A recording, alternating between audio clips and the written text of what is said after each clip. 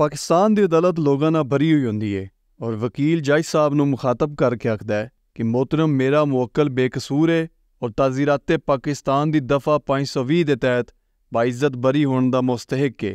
जज हैरान होया कि पाकिस्तान पिनल कोड दियां ते दफ़ात ही 511 ने, ये किहड़ी नवीं दफ़ा पैदा हो गई है। और पुछया वकील साहब पाकिस्तान पिनल कोड दियां ते दफ़ात ही 511 ने, ते अगों वकील बड़ी डिठाई नाल जवाब दिता कि मोहतरम वेखो इंसाफ कई बारी कानून विच नहीं नज़र आउंदा बल्कि इं दी छुपी हुई जगह ते भी मिल जांदा है जितों तुसी वेख नहीं सकते। जज साहब किताब मंगवाई तो जदों किताब खोली तो किताब के दरम्यान विच 5-5 हज़ार वाले करारे नोट पे आन।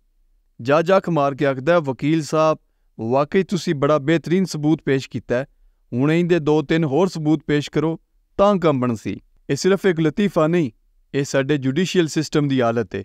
पाकिस्तानी जुडिशरी करप्शन विच दुनिया के अंदर 180 विचों 140 नंबर ते, और करप्शन विच इतना आला मकाम एवें नहीं हासिल होंदा, मिहनतां करनियां पौंदियां। और अलहमदुलिल्लाह साडी इस्लामी रियासत दे जज्जां बड़ी मेहनत नाल करप्शन विच ये आला मकाम हासिल कीता है।